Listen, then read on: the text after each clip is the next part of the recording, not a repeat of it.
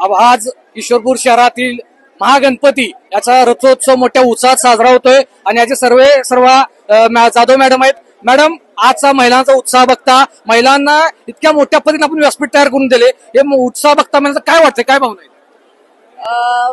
प्रथमतः मी आपले मार्गदर्शक माननीय जयंतरावजी पाटील साहेब यांचे आभार मानते, कारण त्यांचे नेतृत्व समोर धरून माननीय खंडेराव जाधव नाना आणि मी रुपाली खंडेराव जाधव वहिनी, आम्ही दोघंही त्यांचे मार्गदर्शनाखाली इस्लामपूरमध्ये हा इस्लामपूरचा महागणपती हे मंडळ स्थापन केलेला आहे. वेळोवेळी युवक नेते प्रतीकदादा पाटील आणि आपले माननीय नेते जयंत पाटील साहेब हे आमच्या सोबत नेहमी असतात. त्यांचं मार्गदर्शन आम्हाला नेहमी लागतं. ऍक्च्युली आपण उरून ईश्वरपूरचा हा महागणपतीची स्थापना केल्यापासून इथल्या हजारो महिलांना आपण एक वेगळा उपक्रम दिलाय. काही लोक काहीतरी हिरोईन आणतात किंवा काहीतरी ऑर्केस्ट्रा ठेवतात, काहीतरी ठेवतात, पण हे असे कार्यक्रम घेण्यापेक्षा काहीतरी वेगळं. आतापर्यंत आपण बघितलंय की प्रत्येक मिरवणुकीत पुरुष बहुसंख्येने उपस्थित असतात, नाच गाणी करतात, सगळं करतात, पण महिलांना असं मिळत नाही.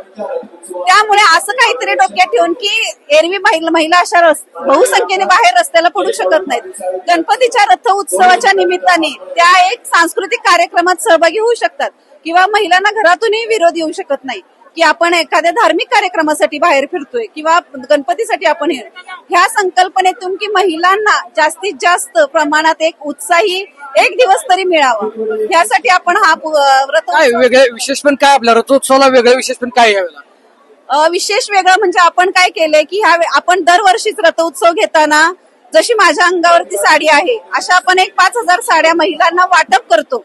जी मोफत हो, आमच्या मंडळाकडून आपण ज्या रथ उत्सवात सहभागी होणार आहेत अशा महिलांना आपण ह्या साड्या घरी जाऊन वैयक्तिक मी स्वतः घरी जाऊन पोच करते 8 दिवसात, जेणेकरून त्यांना सांगते की ह्याच साड्या घालून तुम्ही आपल्या बाप्पाच्या मिरवणुकीला या. आणि त्या इथं आल्यात आणि त्यांनी एवढा वेळ दिला त्याबद्दल मी त्यांना एक लकी ड्रॉ ठेवते की मी ह्या वेळेला काय केलंय की 25 सोन्याचे कानातले. आता सोनं आपलं 1 लाखाने झालंय, कुणी 1 ग्रॅम घेणंही शक्य नाहीये.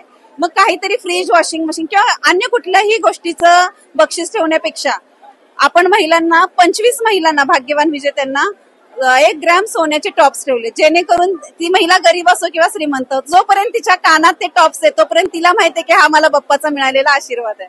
अगदी चांगली भूमिका आहे आपली, कारण महिलांसाठी इतक्या मोठ्या पद्धतीने योजना दिलेल्या आहेत, त्यामुळे महिलाही त्यांच्या चेहऱ्यावर आनंद दिसून येतोय. आपला शेवटचा प्रश्न, काय मागणं आहे बाप्पाकडे? आज बाप्पा विसर्जन होतंय, काय मागणं आहे आपलं? बाप्पाकडे मागणं एवढंच आहे की जे काही उपक्रम करू किंवा जे काही संकल्पना मनात येईल ती संकल्पना पार पाडण्याचं सामर्थ्य माननीय खंडेराव जाधव नाना आणि मला त्या बाप्पाच्या आशीर्वादाने मिळावं आणि आमच्या ह्याच्यातून हजारो महिलांना त्याचा लाभ व्हावा किंवा आनंद उत्साह साजरा करायला आणखीन काही उपक्रम राबवायचे सामर्थ्य बाप्पाने आम्हाला द्यावं.